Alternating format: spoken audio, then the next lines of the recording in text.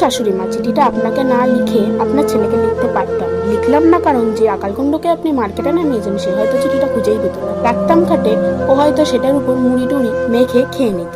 কারণ একটা করে সাব হেডিং দিয়ে শুরু করি। প্রথমে আসি আপনার ছেলের কথায়। আপনাকে মা একটাই প্রশ্ন, কি খেয়ে বানিয়েছিলেন বলুন তো এমন মালকে? মাল বললেও মাল বলে যদি কিছু থাকে সেও লজ্জা পাবে। ঘুম থেকে শুরু করি। আপনার ছেলে এমন ঘুমায় যে কুম্ভকর্ণ লজ্জা পাবে। নাক ডাকে তো ঠিক আছে, নাক ডাকার সঙ্গে সঙ্গে তার গ্যাসের মেশিনটাও সমান তালে চলতে থাকে। নাকে মুখে পিছনে সব দিক দিয়েই আওয়াজ বেরোয়। আর গন্ধ। ভোপাল গ্যাস কাণ্ডে দেশের লোককে এতটাও কষ্টে পোহাতে হয়নি। প্রতিটা রাতে আমাকে জেগে বসে থাকতে আপনার ছেলে ঘুমের জন্য।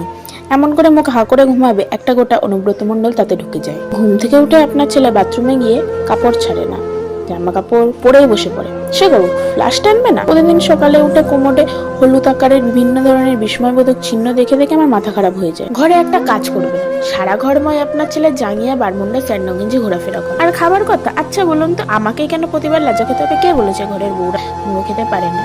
কোথায় লেখা আছে? এবার আসি সেক্স লাইফের কথায়। না না, লজ্জা পাবেন না, আপনাকে শুনতেই হবে। আপনি তো প্রতিদিন সকাল বিকাল আমার কানের মাথা গরম করে দেন, নাতি চাই নাতি চাই। কি করে হবে?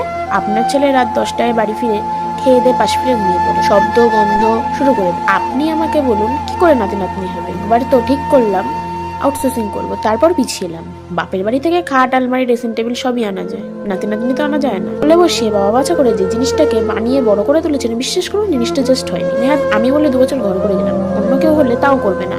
আপনি খুব বলেন সোনার আংটি আবার বেকা, হাসি পায়। সোনার আংটি নাকি? হ্যাঁ, আপনার ছেলে টাং স্টেশনেরও আংটি না। এবার আসি আপনার আর শ্বশুর মশাইয়ের কথায়। হ্যালো সবাইকে, নেক্সট পার্টের জন্য আমার চ্যানেলটাকে সাবস্ক্রাইব করে দেবো। Tata, bye bye.